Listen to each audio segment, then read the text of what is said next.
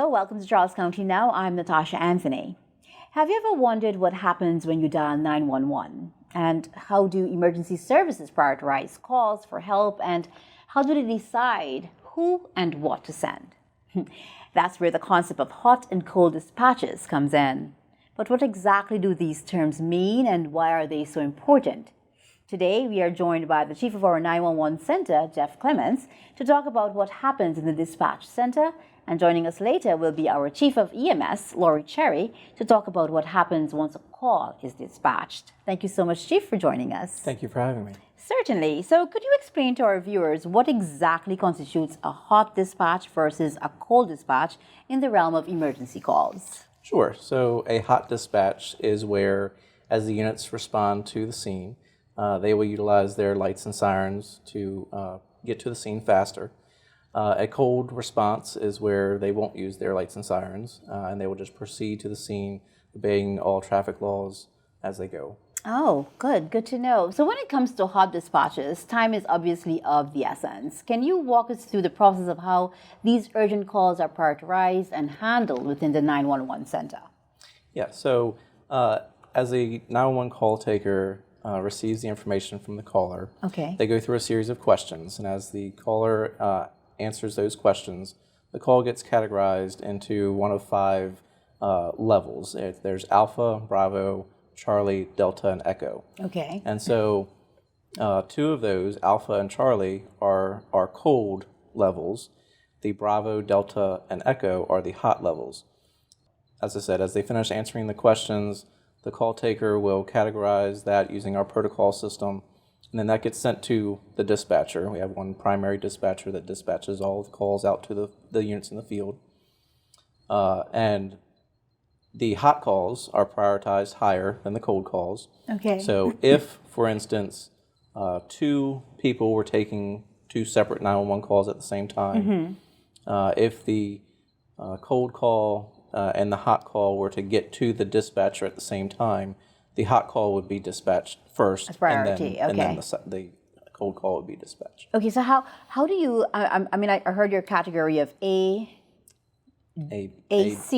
Is it AC? Yes, Alphas and Charlies are cold. Yes. Okay, and then Bravo, Delta, and Echo are hot. Pretty interesting. That's such a tough job to be a dispatcher, to kind of like always remember that. On the flip, and I'm glad that you said AC, because that's kind of how, as we've been developing this process, we've put that acronym kind of there for our staff to remember that AC, cold, think of air conditioning, cold. So A and C are for cold. That's smart. That is pretty smart. Yeah, and so that's an easier way to remember AC, cold. Nice. I love that. So on the flip side, though, Chief, cold dispatches may not require immediate attention, but are still crucial, yes? Yes, absolutely. Okay, so how does your team manage these calls to ensure that every emergency, regardless of urgency, receives the appropriate response? Sure. So every call, no matter whether it's hot or cold, and obviously we don't know whether it's hot or cold until we finish our call taking procedure and process,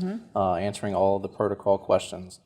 But if it does come out that it is a cold call, one of those Alpha or Charlie level calls, we don't hold on to any call before we dispatch it. As soon as that call, the call taker gets all the information needed, that call goes to the dispatcher and it's dispatched out to the appropriate resources as soon as it's received by the dispatcher. So there's no holding or stacking of calls. They're immediately dispatched, whether they're hot or cold. Just depends on hot or cold, whether they are responding with lights and sirens or just proceeding to the call. Okay, so I'm just going to segue just a bit. So AC calls are sort of like, my cat is up in the tree. No. It could be that. That would actually be more of a fire response. Gotcha. And right now we're focusing on the medical. So one of those Alpha or Charlie calls could be someone that's not been feeling well for several days, and now they realize they need to go to the hospital. Maybe they've gotten a little bit worse, and they need to go to the hospital. But it's not necessarily an emergent call, such as a Delta or an Echo level call, where our Echo level calls are our highest priority, which are people not breathing. So if someone's not breathing, that gets an immediate response. That immediately gets, as soon as we know They give us their address and their phone number, and they tell us that a person's not breathing. That immediately gets sent to dispatch. Okay, and that immediately becomes echo. And that's immediately an echo level call. Well, thank you so much, Chief, for that. So understanding what happens when someone calls 911 is crucial. So could you talk us through the process, especially in the context of new hot and cold dispatch system? How does the system impact the chain of events from call intake to emergency response? So, and what I wanted to make sure that everyone knows is that with this new program, nothing's changing in the 911 Center. Okay. Our processes remain the same. We utilize the International Academies of Emergency Dispatch Medical Priority Dispatch Protocol System. We've been utilizing that for over 25 years here in the county. So we've always been assigning those levels of categorization to each call. It's just that now we're taking it one step further and pushing that to the units that respond in the field to say, this is an alpha level call or this is a delta level call. And so we want you to either use or not use your lights and sirens as you respond. So as callers call into the 911 Center, they won't experience anything different. They will still be asked the same questions that they've been asked, and protocols are not changing there. So it's just from the once it's dispatched and the response from the ambulance out in the field, that's where it changes, depending on what the call type is. Okay, so it changes depending on the type. So quality assurance is paramount in emergency services. How does the 911 Center ensure the quality and accuracy of the dispatches, particularly with the introduction of this new system? Can you share any insights from the quality assurance review process? Yes, we've been doing quality assurance review for many years now. Okay. But as we've been working on this hot and cold dispatch process for some time now, and we realized that we wanted to bolster our quality assurance. So the International Academies of Emergency Dispatch offer a quality assurance program where they will assist us with our quality assurance. They will review our calls for us. We send them calls every day, and they give us a report each week of the calls that are sent to them. So we've been able to bolster and improve our quality assurance, the amount of calls that we are looking at, and make improvements on that. We've implemented some new policies, and we've seen where our accuracy has increased. Okay. And so we're in that upper 90%. Perfect. Yeah. That's interesting. Chief, for those watching, what should they keep in mind when dialing 911 to help your team effectively categorize and respond to their calls? So are there any do's and don'ts that could, sort of like streamline the process for our audience? Absolutely. The most important thing is when you call 911, the first question you're going to be asked is, do you need police, medical, or fire? And your response to that depends on, or is what drives the call-taking questions that are asked. Oh, okay. And then you're going to be asked, what's your address and what's your phone number? Because we need to know that where we need to send help, and if the call were to drop, we need to be able to get back in touch with you. So we ask those two very important questions. But the next question that we ask is really the most important one that I want to drive home is, tell me exactly what happened. Okay. We need to know what was it that made you say, I need to pick up the phone and call 911 right now? Because the answer to that question really drives home with us how we need to steer the questioning and where we need to go with that. Obviously, there's times when there's a story behind why you've had to call 911. Definitely. But we want to get right to the reason, the specific reason as to what's going on, so that way we can get help to you faster. Definitely. So. Okay. So do you have a process where you drive that home to people? Like, okay, we know you would like to call 911. This is what you need to do. This is our priority, so that we can help you faster. Yes. Our call takers are trained to steer the call back to the priority. And if a caller is explaining a situation, it's they bring that back into, okay, I really need to know what's going on right now in your situation, so that way I can get you the appropriate help in the fastest manner possible. That's perfect. So thank you so much for clarifying that for us. So lastly, Chief, our viewers who may be curious about the implementation timeline, could you provide some details on the rollout and implementation? July is our time frame of when we're going to roll this out. We have some new processes that we're putting in place, and there's been some education as we're doing now to the public, but also there's been education that we've been doing with our first responders so that way they understand, and that AC, the difference between hot and cold, so that way they know. Definitely. And putting things in place with technology that they use in the ambulances and such, that we pass on from the dispatch center, so that way they have all the call information. So we've made some tweaks to that, so that way we can fit in this process. Awesome. Thank you so much. So Chief, thank you so much again for joining us. We'll be right back with our EMS Chief, Lori Cherry, to discuss how hot and cold dispatch impacts EMS service delivery. So we were talking with Chief of our 911 Center, Chief Jeff Clements. Once again, Chief, thank you so much for joining us. Thank you very much. Thank you.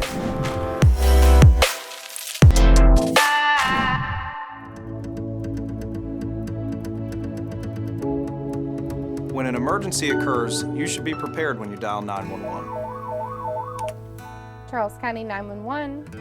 The call taker will ask you a series of questions like your location, the phone number you are calling from, a short description of the emergency, as well as other important information. Please answer all their questions calmly. We need this information to determine if police, medical, and/or fire personnel are needed to respond. In most cases, help is already on the way as the call taker continues to ask you questions and gather details. Follow their instructions carefully and don't hang up until the call taker tells you to. Yes, they're here now. Also, please make sure your children know what to do should they need to call 911. Make sure they know their address and phone number. We hope these tips will help to prepare you in case you need to make an emergency call to 911. Thank you, and we hope you stay safe.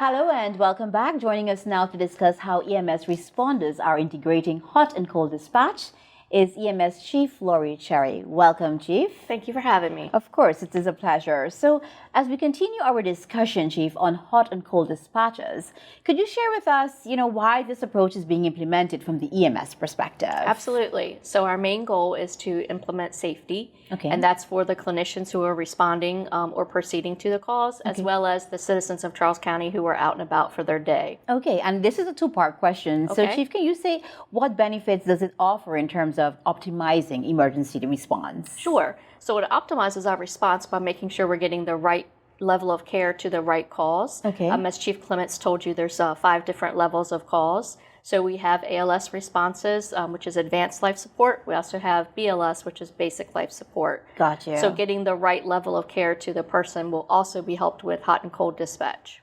And so that's the AC, and then, The ALS could treat everyone because they're the highest level of care. Gotcha. Our BLS providers are EMTs, and they can treat the BLS calls. So that would be the Alpha and the Bravos. Okay, good to know. So how do you envision hot and cold dispatches, streamlining EMS operations, particularly in comparison to traditional dispatch methods? Sure.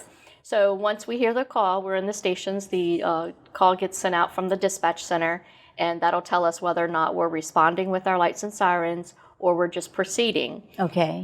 So that will help us kind of figure out how we're going to go, what routes of travel we're going to take, depending on the time of the day, the time of the year. All of that matters. I see. Are there any success stories or examples from other jurisdictions that we can draw inspiration from? Absolutely. Montgomery County has been using hot and cold dispatch, but only for their alpha level calls. Okay. They've been doing that for a number of years, and they have great success with it.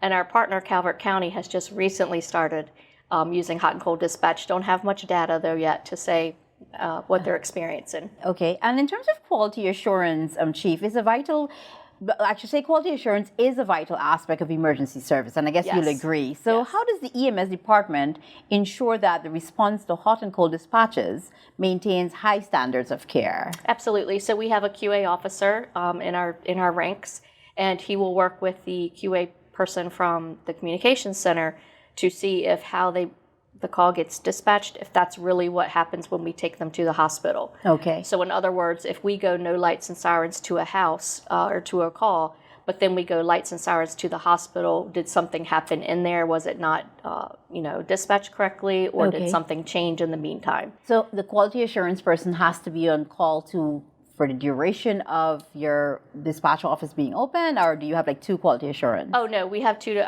Our quality assurance on the EMS side, he works on Monday through Friday kind of thing. So he comes in and QAs calls every day. Okay. And we will look at how how it was dispatched versus how we went to the hospital. That's really, he'll just review those. Sounds like the quality assurance person is very, very vital to the entire process. Yes, he is. Could you walk us through the process of reviewing and analyzing calls to identify areas for improvement? Oh, sure. So we will look at how the call is dispatched, what kind of things that the caller is saying. It's all dependent upon the information we get from the caller. And as Chief Clements told you, going through those dispatch cards that they look at. So we're looking to see which kind of calls, what type of concerns, emergencies people have as to, is it an emergency, meaning is it a life or limb kind of threat? Okay. Or can it wait for us to arrive? We found that running lights and sirens can only save 3.5 seconds to maybe 4 minutes at most. Okay, that's good to know. So, Chief, I know we spoke earlier about collaboration with Montgomery County and also Calvert County. Collaboration between different agencies is key to effective emergency response. How does the EMS department coordinate with the 911 center to ensure seamless communication and execution of the hot and cold dispatches? Sure. So we have been meeting for about a year or so now trying to get this working. So we meet every week. Okay. Chief Clements and I currently are in the same building, so it makes it very easy for us to talk with each other as subjects come up on this. We also have our medical director who is over all of us in the county, who does our protocols and such, and he's the one who says, yes, you may do this or you can't do this. Okay. So working with him as well. Definitely. So it sounds as though collaboration is, it's sort of seamless, it's working. Are there any challenges you can highlight? The challenges right now are just trying to educate our clinicians, because we have muscle memory that when the call gets dispatched that we've always run with lights and sirens, so that's a big thing. So we're educating our clinicians, educating the call takers, and most importantly, educating the public, because they have a muscle memory too, that when they call, this is how we get to their house. Definitely. And I know when I spoke to Chief Clements earlier, we did talk about how to kind of like bring the caller back to exactly what the priority is. And I guess that's something that you're doing. You see, you're educating the public on. Yes. Okay. So we're trying to educate the public that these kind of certain calls, we're still coming to your house. We're just trying to get there as safely as possible, for, like I said, for us and for the citizens of the county. Definitely. So we want them to know that we're still coming, and if anything changes, they can certainly call back and they can get reassessed if we need to change how we're going to their house. Okay. So, Chief, looking ahead, what are some of the anticipated outcomes or goals that the EMS department hopes to achieve through the implementation of hot and cold dispatches? So we certainly are hoping to increase safety. Like I said, that's our main goal for that. A lot of the crashes that we've seen have been from running with your lights and sirens just nationally. So we hope to cut down on those, and then just getting the right people to the right type of call. Okay, sounds like an easy fix. How do you foresee the system evolving in the future, or to further enhance emergency medical services in our community, Charles County? So we're hoping that this is, goes smoothly as we're hoping for. Right now, as Chief Clements told you, it's EMS only. We're only doing the medical side. The fire side may evolve at that one day.